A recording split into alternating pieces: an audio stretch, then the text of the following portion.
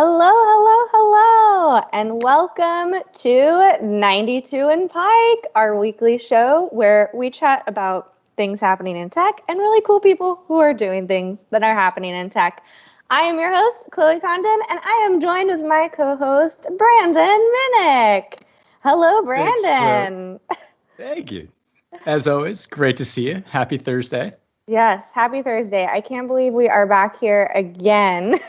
As I've mentioned before, these Thursday shows are sort of my anchor to remember what day it is and what I'm doing. We are joined by a very special guest today who is a friend of mine. Welcome to the show, Anna Medina. Yay! Hi. Thanks for having me on today. Again, happy Thursday. Almost happy Friday. Thursday. Almost TGIF. So where are you joining us from today, Anna? You're joining us from your lovely living room? Yes, I am streaming live today from my home out in San Francisco, California.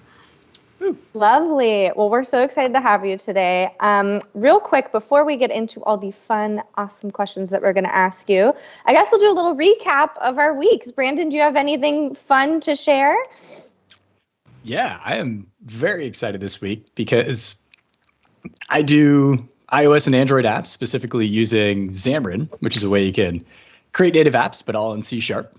And we don't get too many Xamarin conferences. Usually I'll be speaking at a conference and I'll give a talk on Xamarin, but this week we have a conference called Xamarin Assemble, and it starts tonight, and it's totally free. It's all online, and so anybody can join in, check it out. I'll be speaking about how to create your UI for Xamarin Forms, and I think it kicks off around time zones. I guess it'd be 6 p.m. Pacific, so 3 p.m. Eastern time. But yeah, just XamarinAssemble.com. Come join us for the fun. Now, when you say Xamarin Assemble, do you have to say like Xamarin Assemble? Is it like an Avengers thing? Oh yeah. Yeah. Love it. Love it. Well, that'll be really fun. Are you speaking at it or are you attending it? I am. There's actually a couple of us from Microsoft. So we have myself from the developer advocate team, and we have James Montemagno, who is the face of Xamarin, and also David Ortnow and Maddie Legere from the Xamarin Forums product team. So we've got a lot of heavy hitters, got a lot of amazing people, and then so many amazing people that are not Microsoft employees from the community giving presentations that I can't wait to watch because I love Xamarin so much, and it's just going to be, I'm just plugging in. It's like plugging into the Matrix, just upload Xamarin content all day, tonight, tomorrow, Saturday. Xamarin man. Brandon, the Xamarin man. I'm so excited. I hope there's videos of that. I really want to watch it. Quick update for me. I am locked out of my Twitter right now, so I can't tweet this. But I did release a video yesterday, right when Twitter revoked my privileges, where I am going through my Azure. Do we have Animal Crossing players in the room? Anna, do you play Animal Crossing? I've been wanting to buy a Switch, and I still haven't, and I keep saying that I will this weekend, and it gets pushed. But I really, really want to just get a Switch just to play. I'm obsessed. It's so much fun. Yeah, they've been, I keep saying nature is healing because I saw one in the Target the other day and I'm like, oh my goodness. But I built a turnip timer, which if you are unfamiliar with Animal Crossing, there's a stock market, get it, like the stock of a turnip, and you can buy turnips and sell them at a higher price. And I always forget to do it because you can only buy turnips in a certain time frame on Sundays.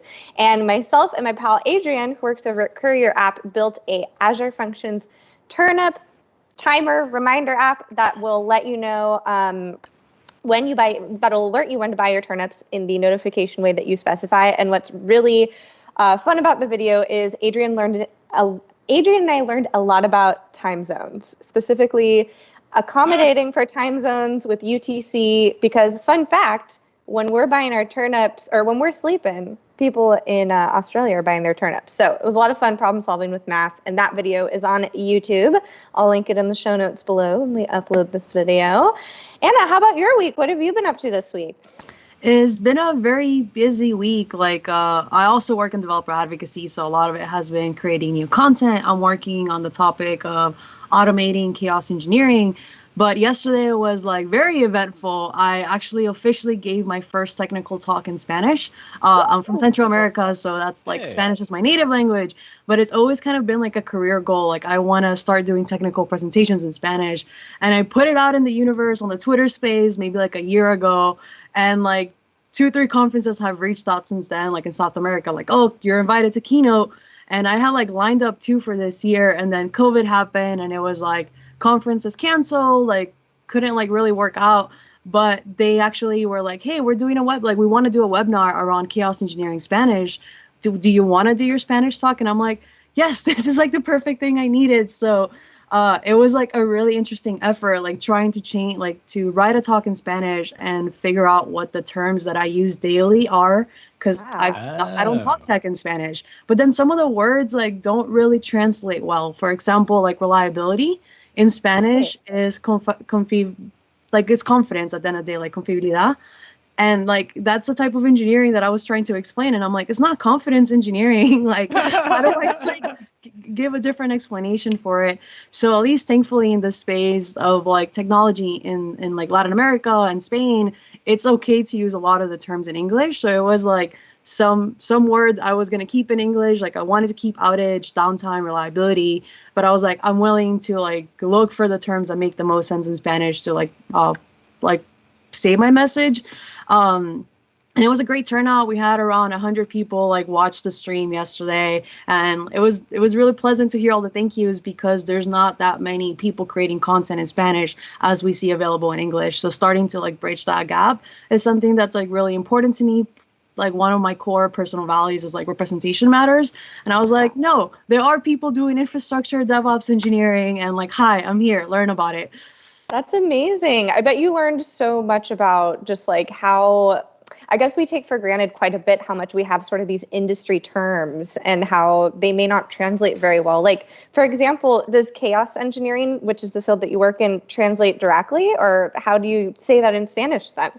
Yeah, so you actually call it ingeniería de caos. So it translates like easily well, but I also kind of like it a little bit more in Spanish because I mean, in general, the word chaos, it kind of like stirs up something. Folks are like, wait, what do you mean? Like, you're actually breaking stuff? You're injecting failure? This is chaotic. Like, I don't want to talk about chaos in my systems, considering they're already under a heavy load with like regular traffic and incidents and whatnot. So for some reason in Spanish, like that same energy comes by, and it's like, it's really interesting. But I will say that the thing that I struggled with the most is putting like, the accents into the words in Spanish. Like that is the one thing that I like had my roommates review my slide deck, my mom, my brother, the organizers of the event based out of Colombia. I was like, I think I got some of the words in Spanish, but I was like, I need wordsmithing and I need help putting the proper Spanish terminology here. Yeah, and it must be such an interesting exercise, especially, you know, when I'm creating my talks, especially for an international audience. I want to be really careful about kind of inside jokey references or GIFs or things that maybe won't make sense to a broader audience. So I feel like everybody should have to give a talk in another language, so they have to understand that. I very much agree, because like Spanish is very regional. So there's a certain slang words that only certain countries are going to use. Like in Costa Rica, where I'm from, instead of saying cool, we say tuanis.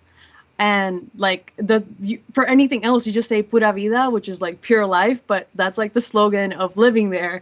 And every time I talk to folks in Spanish, I'm just like, oh yeah, that was so tuanis. And people are like, what do you mean? I'm like, oh yeah, that was cool. That was chévere, and like in other like regions. So even I kept the architecture diagrams in English, and I also use the image of like the dog with the cup, the mug that says "this is fine." So in order to like make a play on that, I had the slide in English, and then my next slide was like "todo está bien," like everything is good, but in Spanish. Kind of like trying to make a joke on it of like, hey, you might feel like this, or if your internal monologues in Spanish, it might be this one. I love that. Yeah. And also such a great way to not only gain developer trust with a new audience, but to also just expose a whole other set of folks to the really awesome stuff that you're doing, which we should get into real quick. We're going to go into all these amazing 8-bit questions in a second here. But before we jump into it, Anna, do you want to let the folks know at home what you do for a living, who you are, all the awesomeness that is you. I know it already, but for all these other newbies. Yes. Well, as I mentioned, my name is Anna Medina. I'm a senior chaos engineer at Gremlin. We're a SaaS company focused on building a more reliable internet. We have a really cute mascot that's a little bit mischievous. Our idea is that we want to make the internet more reliable, and we're starting by doing that by offering a chaos engineering platform. And if you haven't heard of chaos engineering, is the concept of injecting failure into your systems in order to make them more reliable. So it's not about just like going and unplugging production and like hoping that everything goes well, because that's not what chaos engineering is about. Chaos engineering actually takes off upon the science, and you actually use a scientific method to create experiments, observe your systems, and inject failure in a thoughtful and very planned way with the scientific approach where you only do a little bit of chaos at a time, and as the experiments are successful, you expand that blast radius. So it's been a fun field to work in. I've been at Gremlin for 2 years and like 3 months now, but I actually got my feet wet in chaos engineering at my last job. Prior to this, I was at Uber for 2 years, where a lot of my focus was site reliability engineering and infrastructure. So at Uber, they had built their own chaos engineering platform, and I came on, helped on with that, was on call for it, and transition to cloud infrastructure space. But my story before that is like way more interesting, because I started coding at 13 years old, randomly stumbled upon like HTML, CSS, JavaScript. This is around like Neopets time, MySpace. Yes, you're our second Neopetter we've had on the show. all of those. And I later like launched my own freelance business, like worked a whole bunch of like little small projects that later led to internship at startups, working at a financial institution, Google, Uber, and like transitioning out to like the Bay Area. But it's like a makeup artist as well at some point. I Yes. feel like you also did makeup.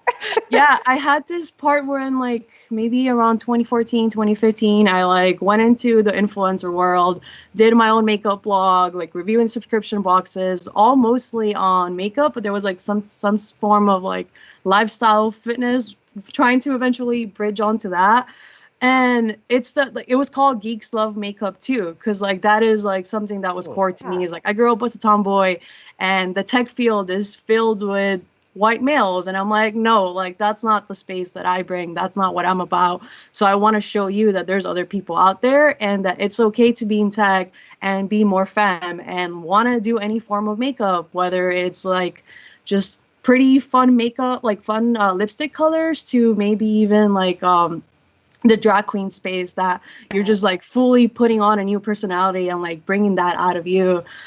So that was like something that I still always want to tinker with. And I also did photography and like motion graphics and graphic design along the way. So it's been all sorts of random. Speaking of feminine tech things, I'm wearing one of my Coding Crystals pins today that says techie on it. Wore it just for you, Anna.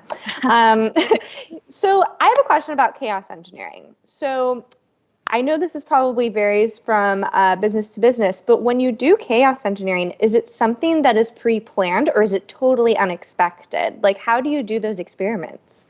Yeah, so we actually usually say that you want to plan it out. You don't want to just surprise your teammates by injecting chaos.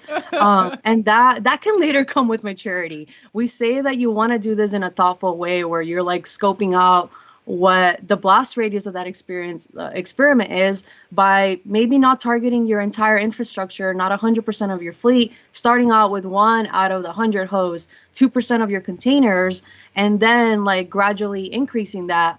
But one of the things that we talk about chaos engineering is that this is also a great way to train your team. So one of the ways that it's used is like to help people learn how to be on call, learn incident management, test your disaster recovery process.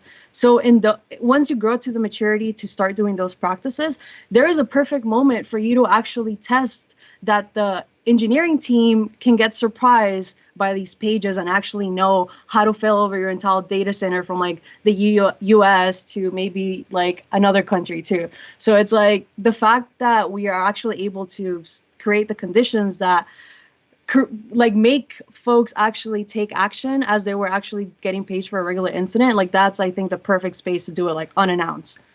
Yeah. Do you have any experience with chaos engineering, Brandon? This is like a whole new world for me. Not on purpose. He's just a I've had to chaotic deal with- engineer. Yeah, I've had to fix things in production, but it wasn't necessarily planned. But no, I love that idea of being able to set up these scenarios and have, in my mind, I'm just picturing little gremlins running around, like unplugging things or like, just ruining You put all them of in your water code. before midnight. How could you, Brandon? You know not to do that. And you feed them. Yeah, it'd be fun to try out. Just, I mean, probably not in my production apps like you were saying to start, but just see what happens. Like, it basically, I imagine it exposes all the things you've missed or never had thought about and didn't even consider that was a thing. You're like, oh yeah, I guess we should probably fix that.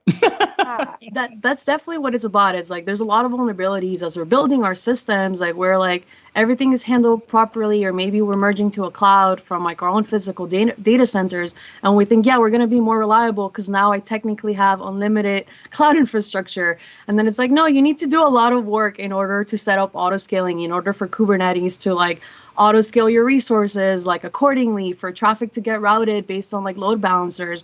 But like we set them up and we never go to test it. And it's the same thing also like with monitoring. Folks like set up their dashboards, but do you actually know that you set them up properly? So like how about actually maybe injecting like 2% CPU spike to know that that 2% spike is actually calling the right services. You have the right information up for that moment that you really needed in an incident. Yeah. How do you know what to track if it hasn't broken before? It's the chicken and the egg situation. Yeah. Having worked in error reporting before, it's like, oh my gosh, there's so many things that can go wrong at one time. Well, I think chaos engineering is so cool. And if you've ever been to a gremlin event before, they have the best stickers because they have a little gremlin on it. So cute. Well, I think it's time to dive into our 8-bit questions. We're going to go to our slide here. 8-bit. Time for 8-bit.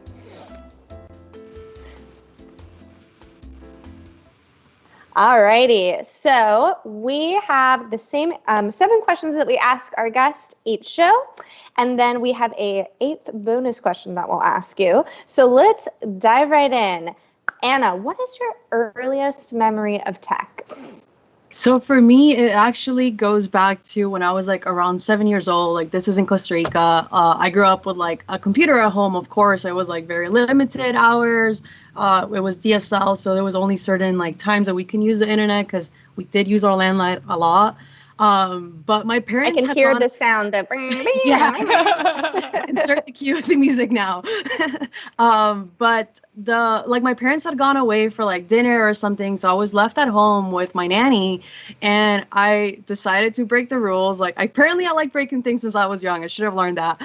But I went onto the computer and like I decided to open up Microsoft Paint, and I created like this checkerboard of design.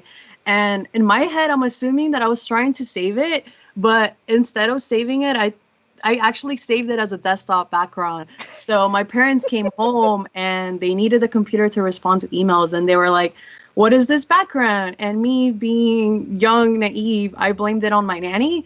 And it was like, no, she used it. And like looking back at it, I'm just like, what was I thinking? Like thinking that I could get away with that? Like, of course it was me. I'm like the young rugrat running around the house while you guys were gone. And I want to say that I probably was grounded. And they told me like, you can't use a computer until like you clean your room and do your homework. And I still went on. It's so funny. Signed name to it, so it's your drawing and it says Anna on it. Like, who did this? Yeah. I love that it was Microsoft Paint. First of all, that is hilarious. I feel like most folks our age probably had a computer when they were younger, but our parents didn't have computers. So it's always really fun for me to hear stories from other people on, I don't think our parents really knew how much we were on the internet or what we were doing on the internet. I used to go on to this chat room called Habbo Hotel, which was this little like avatar. It's basically early Animal Crossing now that I think of it. And I just think about like, oh gosh, like if and when I have kids, I'm going to know how to monitor the internet. But oh my goodness, our parents had no idea that we were changing the parental controls or anything. So to me, it was interesting because my parents actually did get smart around like 13, 14 when I was already like getting into web development. And like I was that student, like I later dropped out of college, but it was very much focused in like building stuff on my free time and not doing my homework. So they learned that, and they actually learned that they can remove my network card in my computer and instead give me a USB stick in order to connect to Wi-Fi. So then it became a privilege to use the Wi-Fi when I get handed the stick. And I mean, in retrospective, I wish I would have gone a little bit over and like just bought an entire other new Wi-Fi stick. I didn't think that far ahead, but it was like always like granted the Wi-Fi stick, like fine, you have permission now to go on the internet and like talk to your friends, like look up music and whatever else they did. But I agree, like our parents didn't know what to do, but I'll give credit to my mom for figuring out a way to like lock my internet. Well, and also there was the issue for those youngins tuning in, maybe some of the Microsoft student ambassadors out there who may be watching this. Back in the day, you either had to have 2 different phone lines to get on the internet, so like a landline and then your internet line, or you just had to like take control of your home line. So only one person could really be on the internet at one time. And I'll tell you something, I still get excited when I hear that dial-up sound. The like, you got mail. Like it still gives me that dopamine rush that I guess I get now from Twitter when I can log into Twitter. R.I.P. So our next question here is, what is the last piece of tech or hardware that you bought? So I was actually thinking about this question because I've bought a lot of equipment in order to make like my talks and like working from home a lot more comfortable. But the one that I actually just bought 3 days ago was a new hard drive, like a new solid state hard drive from like SanDisk. My personal laptop is like not working, like to the point that like the computer starts up, I'm able to use Safari, but not Google Chrome. And it's really weird because yes, like it started showing that it was running out of space. I knew the battery keeps on changing, like please change me. It's a 2014 Mac, like we know that they don't last 6 years. On its last so the fact legs. that it's still alive, I'm like, I'm gonna try to keep you alive as much as I can. I'll give you as much care. But I had 8 gigabytes left last night and I can't open anything. Like I press empty trash and it actually says you don't have enough space in order to empty the trash. And I'm just like, this is why my work matters in order to handle types like this. And Google Chrome can't start up. I can't even turn off Wi-Fi because it uses some form of disk space that my computer does not have. So I'm so stoked for this hard drive to come in order for me to like finally transfer all those things. But I'm also going to try to do that like spring cleanup of all my other hard drives and actually organize my photos. I did photography in a past life, so I have camera equipment and tons of like terabytes of images that I'm like, I think it's time to clean those hard drives out, only keep the stuff that matters. So I'm really, really excited for some of that organization with my new hard drive. Yeah, digital spring cleaning is definitely something that I need to do and get better at doing more often. I've never done a spring cleaning for like tech stuff, so this is a start. And then we'll move on to getting rid of USB cables. I'm just picturing you like holding your laptop in your arms singing "Stay Alive" from Hamilton, just like, please come back alive. Oh my goodness. Basically, the last 2 years with that laptop. I don't want to let you go. Like, I love all the stickers on you. Like, don't leave me. Yeah. Well, I feel like there should be some way to preserve because these devices become such a part of our like life. They kind of become like another limb in a way. There should be some sort of way that we could like display our previous devices. So in California, like down in the South Bay, we have the Computer History Museum, which is basically based on that, where like you show all the technology that has been around for years. So it's like if you can eventually have a home that you have a room just for your own personal computer history. Because I remember one of the big things when I was moving out to California, like I had a Google Glass, and in a part of the museum, they had this entire space just for Google Glass, and like they were just hanging from the ceiling, and then you'll have like all the history about it. And I always thought that was interesting, but now I'm like, maybe my next, like, when part of like my life goals, it's like have a home that has a display for all my tech that has died and can't come back. My goodness. That's a cool idea. I love the Like idea. a trophy room. Yeah, like using recycled technology. Like I've seen a lot of cool things with them. Remember, again, aging myself here, back in the day, those AOL CDs. I feel like someone must have a pile of those somewhere, because I know I would take them from Blockbuster every time. And like, I feel like I would buy a chandelier made of those. So if anyone out there, maybe me, I'll make them. We got to the point at my house that my brother and I collected maybe 50 of them. My brother is also a geek, and like he ended up studying like electrical engineering. So I did get a little bit of like a role model in my family that definitely helped me stay in this space. But it got to the point that we had maybe around 50 discs, and we didn't know what to do with them. So us kind of being kids, even though he's way older than I am, we were literally just putting the disc in our office and like getting another AOL disc and like throwing it at it. So then like all these computers will like continue breaking. Again, breaking things on purpose. Giant CD-shaped pogs when you think about it, just like throwing the CDs down. Now I want like little earrings with the little AOL messenger person. Yeah. Ooh, I have some on today. I have this little, here, I'll take this out. I have this little loading one here, and I've got a little save icon. But I have a pin. I should have worn it. It's the AOL icon, and it says aim is away, and then it has the years, like, because I think they finally like cut it as of 2000 and maybe it was 2018. That's a little like in memory of. My favorite one that I usually keep in my desk that I can't find right now is the Bite Me pin, that instead of like bite me in the heart is the bite, like BYATE, is from Sailor HG on Twitter. Yes, I love all of her stuff. Another great person in tech making really girly, wonderful designs that I sport proudly almost every day. Love Sailor HG's stuff. Okay, quick side question. This is not one of the questions. MSN Messenger or AIM? AIM. I want to say MSN, but MSN was also a lot larger in Latin America. And the thing, too, is that if anyone uses Slack, you're familiar with the fact that you have emojis. Well, MSN had just that, where you can just download sticker packs and you would send all these little cute gifts to your friends and you would save them and then you could reuse them. So basically the concept that now we have with a lot of the emojis, like these things were built into MSN. And I mean, for me too, like my parents had like a long distance relationship, like through the entire time that like they were both alive. So Messenger and like Skype and all these technologies like were really a big part of me growing up. Like that's how I stayed in contact with my dad as we were in the US and like he was in Nicaragua. So MSN, like I always like want to try to log into that email just to see if it's still alive out there. It's always so fun to like see all of the different ways that technology that we used when we were younger has sort of like come into play. Like you mentioned the emojis. I saw someone tweet. So the other day, Brian Douglas, I believe. Yeah, I think it was him, who's a DevRel over at GitHub, posted his new GitHub page thing that everybody gets, like the personal pages. And he designed his to look like a MySpace where he had a top 8. Yes. And then yesterday or this morning, I saw a screenshot of a tweet that said something like, we need to bring back top 8 so I can rank my friends against each other again. And I thought, oh, actually, that would be kind of a fun feature to add to some of these social networking platforms. It's you're vouching for people to follow, projects to star. Yeah. Yeah. Huh. Maybe I will add that to mine.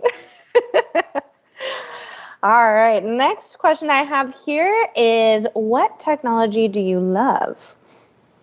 So for me, I think it's been around a lot of the technology has been created to allow us to interact by touching and like using our senses. So I'm not exactly sure what that's called like for technology term, but anything from like the tablets that folks were actually able to like sketch on, to my iPhone, to the apps that enable me to actually drag things from like coloring with my finger to like creating a circle to like mark up my image. Being able to like interact digitally has something that I've always loved. And back in the day, like I actually really wanted to work at a company that had built the kitchen. It wasn't a kitchen table, but like that coffee table that you just drop your phone and then you can like drag your images out of your phone and like show them on there. Yeah. So like all this collaboration, touching technology is something that I still hold a love to. And I'm like, in another career path, maybe. Yeah, like kind of interactive technology kind of stuff. I haven't heard of this table. I'm gonna have to look this up. This sounds so cool. So you put your phone on the table, and then it's able to access your images. I believe that it did become a product. I want to say it was Adobe that was behind this, Adobe XD Labs.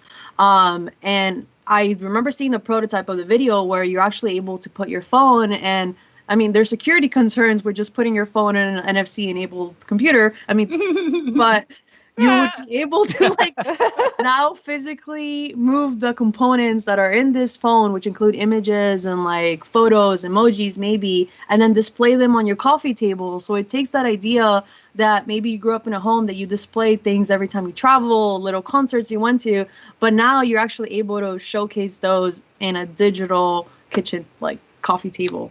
It reminds me of the movie Smart House that was on Disney Channel, where the whole home was like smart and interactive. And I was like, I want to live in that house. And now I realize we kind of do live in that house, I guess, with all the different, hey, whatevers that we call to ask for the temperature and whatnot. I actually had the thought the other day. So I love to use Instagram stories specifically because I feel that it's kind of like arts and craftsy because you get to like draw stuff on images and put text and put little GIFs on it and stuff. And I was thinking the other day, this reminds me so much of this thing that used to be in McDonald's back in the day. I don't know if you guys remember this, but when you physically went into a McDonald's, there would sometimes be these like computer screen things that were like little television screens, and you could color in different things by touching the screen. And I thought it was magic. I was like, this is, because we didn't have touchscreen phones back then. We didn't have any kind of touchscreen at all. And it's so interesting now that I basically have that app on my phone that I get to play with, that I used to play with. So you played with it too. I'm not crazy, Brandon. Yeah. Yes. It was like a digital, you'd color in like a chicken nugget or like Ronald McDonald on a bicycle, and you'd like touch Ronald the screen. And his friends, right. I actually never got to see it at McDonald's, but that was the last application I downloaded on my phone. I like one of my big things for like self-care is like spending time coloring, whether it's watercoloring or markers.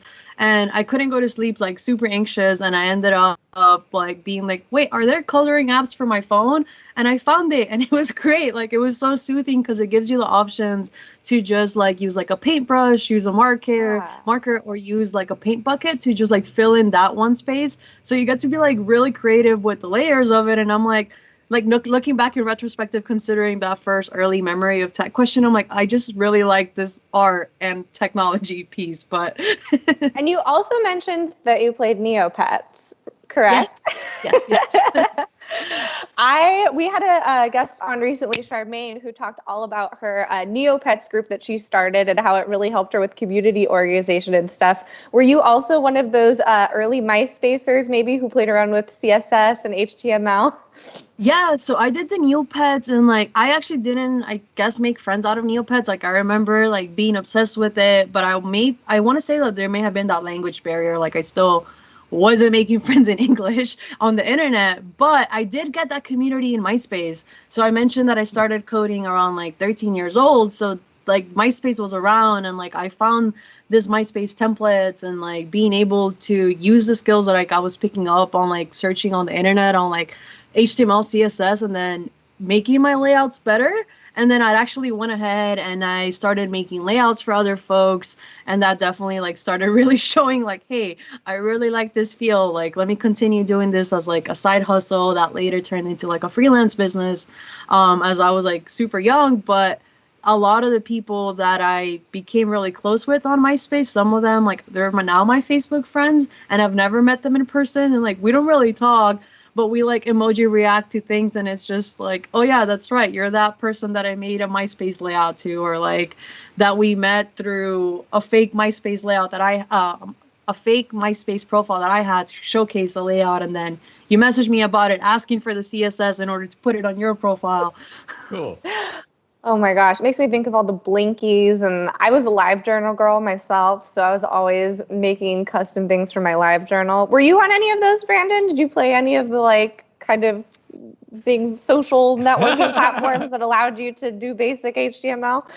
I didn't. The first one I got on was Facebook back when it was still the Facebook and you still needed your college email address just to register because it was only for college students and it was only even at specific colleges. So yeah, I remember in high school when we were all senior year, all of us getting our acceptance letters, that the first thing we would do is go create our Facebook account because it had just come out, I think, that year or the year before. And so you were super cool if you could make a Facebook.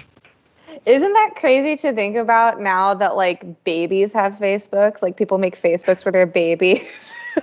And back in the day, you had to have a college account. It's like, oh yeah, look at how far we've come. It's weird. I've like thought about this a lot. Like a lot of my friends are having babies or people I know, and it's just like I see that they get born and they have an Instagram account, and it's literally photos from newborn up until like they're 2 years old on Instagram, and I'm like, so at what age does your parent hand over that account to you, and then do you hide and delete all the baby photos that are on there? Right. Well, it's fascinating because I'm finding myself in a situation where I'm trying to digitize all these photos that my parents, oh my God, they spent hundreds of dollars on taking all these physical photos. So I've been scanning them and uploading them to just have less physical clutter. And I think on the one hand, it's kind of great because all of your baby photos exist in the cloud, but then, you know, chaos engineering, got to make sure they're backed up on a hard drive, right? All right. Next question we have here is, what technology do you hate? So I'll probably get backslash for this, but I hate electric scooters. Okay. I saw one in a tree.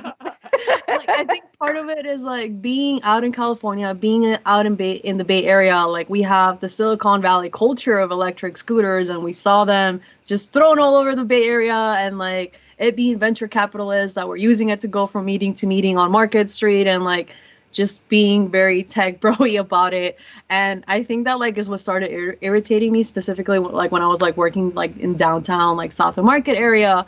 So it just made me hate them. And then I'm kind of glad that they've gone away, and like I would always like support all the folks that were doing interesting things to the scooters in order to like protest them. But it's also hard because like looking at it, like I grew up in Central America, and like transportation there is not as prominent as we have here in the US.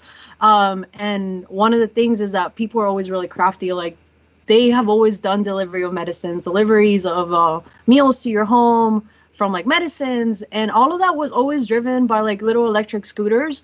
Maybe not the same like that you have to be standing, but like these would come with a little seat. So it's hard to actually say like I hate electric scooters when I know like the communities that I got like born into and like still like hold love to are like actually moving forward by having technologies like it. I saw an electric scooter in a tree yesterday, and I went, oh, nature is healing. I remember when we were younger and Razor scooters came out, and I was like, this is my jam. I'm going to take my Razor scooter everywhere. I think we need to bring Razor scooters back, personally. And I think that's what it comes about. Like, you need to do some physicalness in order for them to move versus just put on wireless headphones and, like, go on the sidewalk and really piss off people. Quick shout out to supposed to be on the sidewalk. That's true. They're not supposed to be there. Somebody actually yelled at me the other day. I was walking down the sidewalk, and there's a scooter coming, and he like asked me to move out of the way. I was like, no, man. Pedestrians use the sidewalk. You're supposed to use that scooter on the road, and you're not even wearing a helmet. Like, you're not even trying to follow the rules. Mm-mm. Well, I'll do a quick shout out to I think it's still an Instagram account, Bros on Birds. It was an account that I used to follow. But I'm 50-50 on the scooters. I don't see nearly as much of them now that I live in Oakland. But having having sat next to someone on a plane in the last year who told me that she lost her 2 front teeth on a scooter and she was wearing a helmet, I think I'll be staying off of them for a little bit. All right, next question. What other profession would you want to attempt? So I think for me is politics. Like I've always been driven by community. I've like hold like another personal value around like be the change that you want to see in the world. Very cliche, I know. But a lot of it, like part of like the activism that I've done like throughout the last years and like in the mental health space and like diversity, equity, inclusion space has been driven by that. So I always kind of like held it in the back of my head. Like eventually if I ever want to leave tech, and politics kind of seems like a space that I would really, really want to. And then to that, there's like all these other layers to it where like I will love to go back to Costa Rica and get involved in like local politics. But there's also this like really ambitious career goal that I would love to try to like run to become president of Costa Rica. Because like being born there, like that's one of the rights that I do have. And I was like, okay, like it randomly came up on like one night that I was like, what ambitious career goal like seems really high reach, but maybe if I like set up myself for success 6 years before that, maybe it can be done. I was like, politics? Maybe when I was in community college, I wanted to do like major in computer science and get a minor in political science. Advisors were like, Anna, those two campuses like just don't mix. Like wherever you choose, you're gonna have a rough time. Don't do it. I later decided to just stick to computer science, but then I dropped out. So clearly that wouldn't have worked out whatsoever. But it's this idea that I think eventually getting more involved in like local politics would be really cool. And going back to like the country that I'm from that has a lot of cool things from like not having military, having a woman president, having people of color, is something that I would enjoy. But I do also understand that's like I've been in the US for so long that it's kind of hard to think about like leaving and like going back there and starting to get involved in a space that people have been doing that for like 30, 40 years. And like, those are the ones that are going to be running for presidency. So it seems really ambitious, but I still keep it on like my to-do list, goal list that I do have. Well, I would vote for you. Also, I think we need more representation in politics of people who actually know how technology works and how to use it. So it always makes me very excited when I find out that technical, but also like ethical people want to pursue politics, because I think that there are a lot of unknowns in this industry, as we saw from the recent court questioning from Mark Zuckerberg, from people who simply didn't sound like they knew how the internet worked. So hopefully in this new era with young people, and I know we have a lot of students who come in through the Microsoft internship program and through the MSA program, I hope some of them end up running for office someday, because we need more people up top who know about the technology that's supporting them. And I think that good point of like having those conversations around ethics, around technology, like the way it's been created, who it's been created by, and who is it for, and the changes that it actually brings, and like how is it that we're going as a society with that. Yeah, especially with AI. We had Charmaine on a couple weeks ago who works with AI for Good. And gosh, now that I'm starting to dive into artificial intelligence and machine learning stuff, I'm like, please, everyone, like, come and work on it. We need more voices in the room. And on that note, like, but part of like what I've mentioned too is like passions of being like representation, like in the AI and machine learning space. Like we really need those like Black and Latinx folks to be on there, because the ways that a lot of that AI has been created, like, really discriminates against people of color. Yeah. Ooh, and I have to ask, have you seen there's a TikTok going around from this developer named Ray, and she has trained a machine learning model with pictures of drag queens. And it's she shows the visual representation of what a computer thinks a drag queen is. I'll send it to you. I'll also put it in the show notes. It's like watching art, because they've basically trained this model with all images of drag queens, and it's just like, I shared it with April, Vogue and Code on Twitter, and we're both like, can we have some of these as art in our home? They're beautiful. That sounds actually really amazing, because it is like that edge case, like that technology was not created to identify things like that, but how does it get handled? Yeah, it's made me really excited as I've started kind of my journey into learning AI and ML, because it feels like so far most of the examples and demos and use cases for it have been really practical. But knowing me, I'm doing weird things with weird creative stuff. All right. What profession would you not want to attempt? I think for me, it's like anything in the medical field. Like when I was young, I actually wanted to be a firefighter, which to me ends up being funny considering I work in infrastructure site reliability that has to do firefighting, helping simulated firefighting. Yeah, so it's like I did become a firefighter in some other ways, but I think the medical field is just one that, like, the amount of education that you need to get in order to completely understand like bodies, whether it's the brains or like you specifying like hearts, that is a lot. And like having to worry about the life like right in front of you, and like that is just something I can't like think about, bear, or like be willing to comprehend the amount of work that goes into. And like I know that for a lot of folks that like studied medicine, like work in the medical field, that's how they feel about coding or things like that. So I also get it's like just driven, like is based on the personality and what you kind of like want to do. But even like now with current times, like with COVID, like the folks that are out and like the frontline responders that are like tackling, like making sure that we're all trying to stay safe and like flattening the curve on this, like that's not a job or stress that like I would bear on anyone. Well, Brandon's in the same boat because he doesn't like blood. he will faint if he sees blood. I just pass out.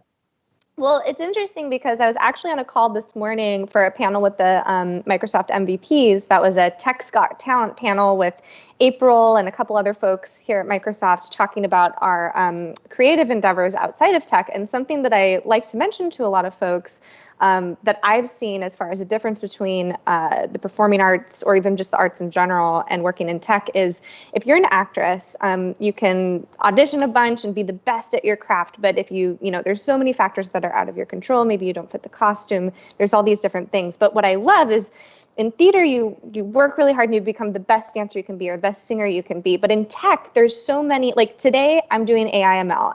A couple years from now, I could be doing VR or, a completely different field. So I always kind of make that comparison to like, oh, if you're a doctor, you study a specific thing. But what technology has really opened up my world to is like, oh, I don't have to like have a specific, kind of expertise in this. I can do an expertise for a little bit and then move on to a completely different thing. So it sounds, based on what we've talked about today, you have a lot of different hands in different projects. So that makes sense.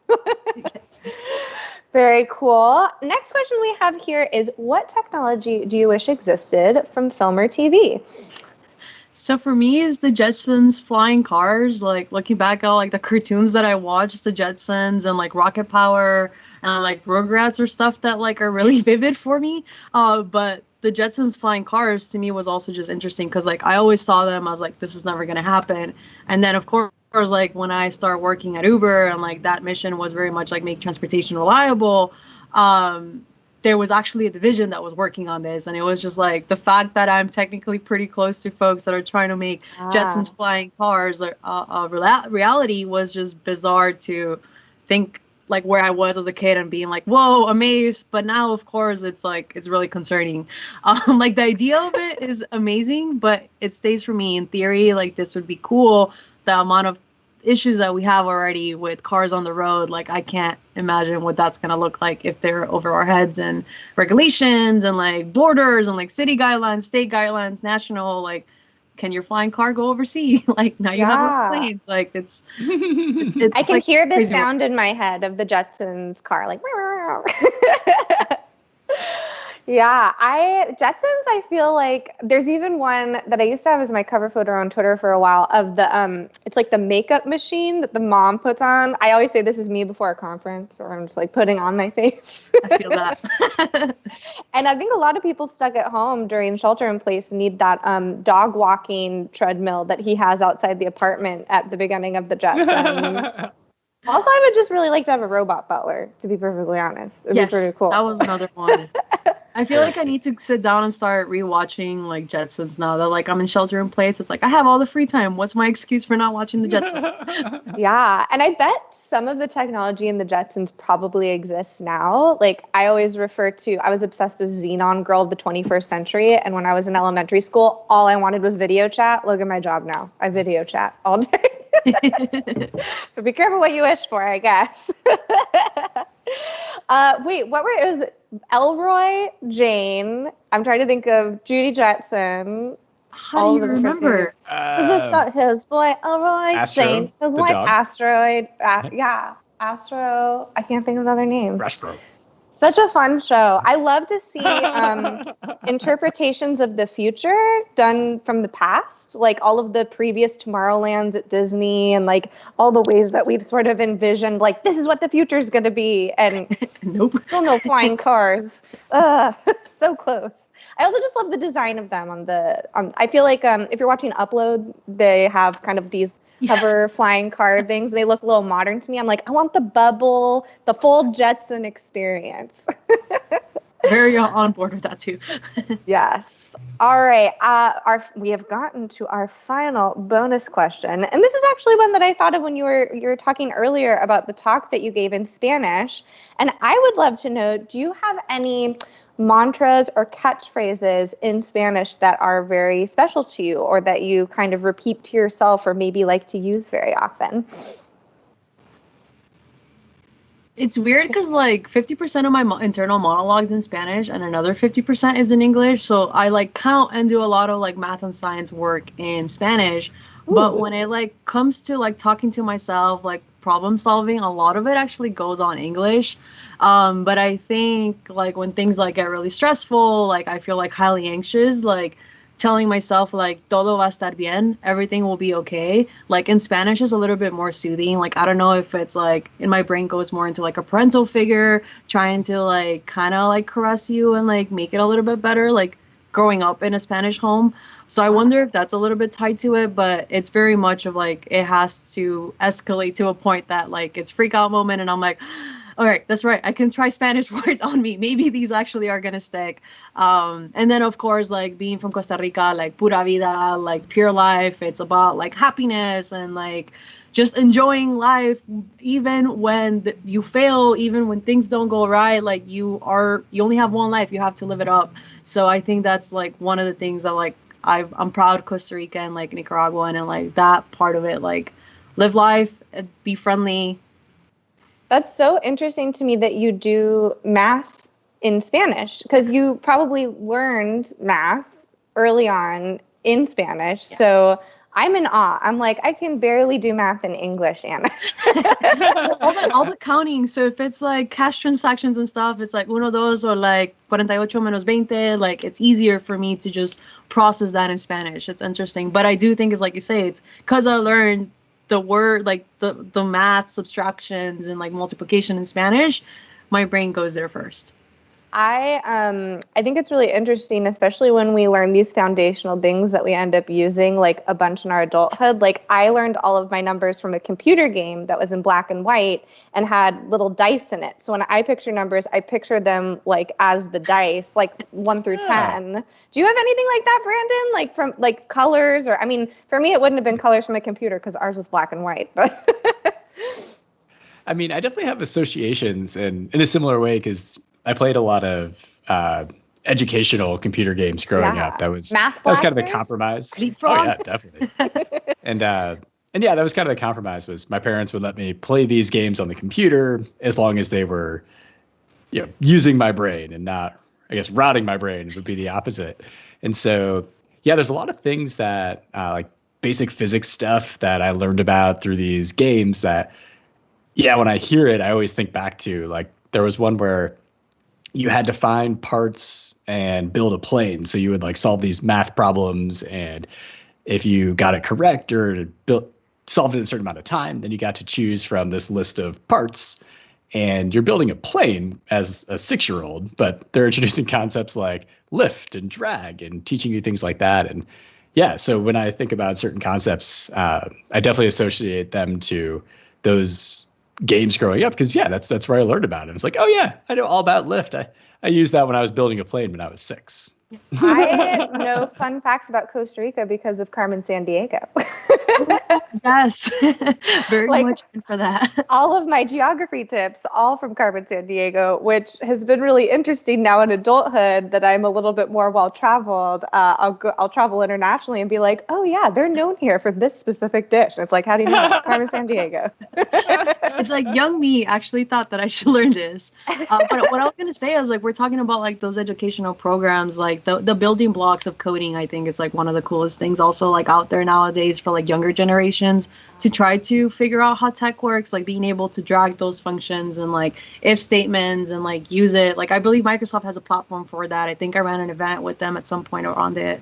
Yeah, there's some really cool, I'm so jealous. I wish I could like time machine forward and be a kid now because all this technology is so cool. Also, imagine having an iPad when you were younger. That would have been so cool.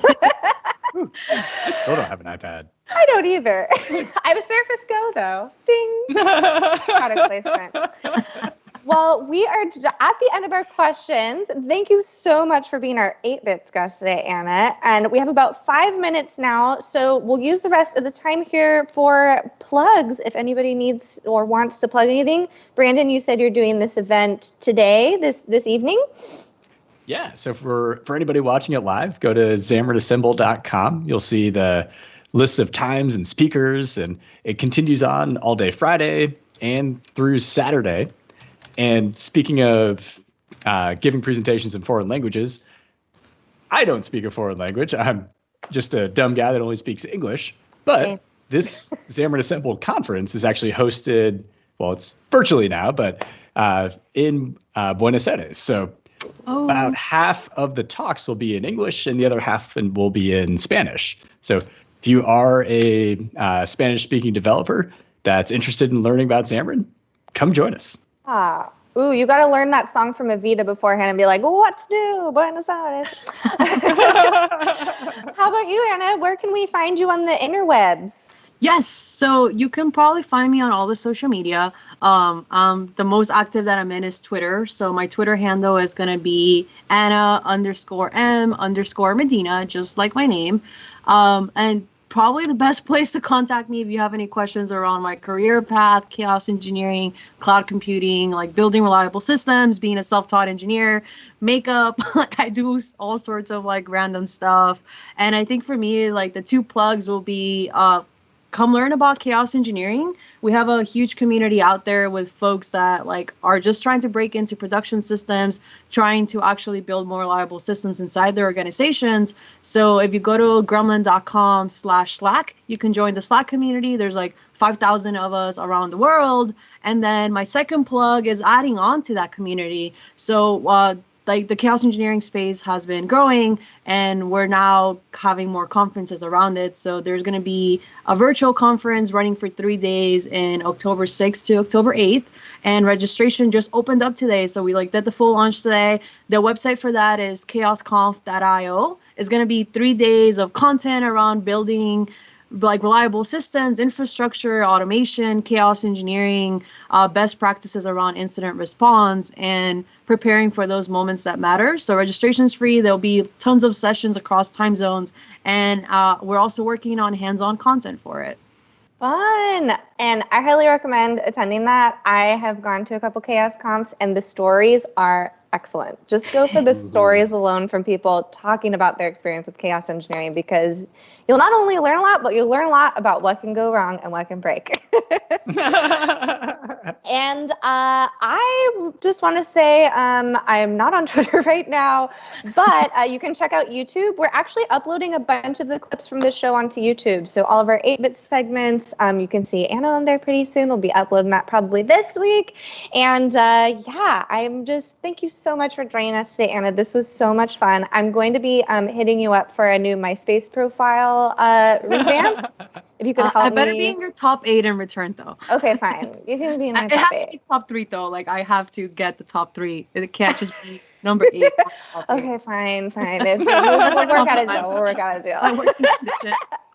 But no, well, thank you both for having me here. It's an honor to be able to come talk about the work that I'm doing. Yes, absolutely. And we're just like, so thank you for doing the work that you do. And thank you for representing a part of tech that needs more representation. And I will be registering as a citizen of Costa Rica so I can vote for you in the upcoming 2030 election. Great. Well, as usual, we don't have a sign off yet. So let's test out a new one, Brandon. Should we do? So from 92 and Pike, I'm Chloe. And I'm Brandon. And good night, good morning, good afternoon, buenas tardes, buenos dias, goodbye. Bye-bye. Nailed it. Dance it out. Exit music. Yeah. Y'all didn't know I was a songwriter. Great. Thank you so much.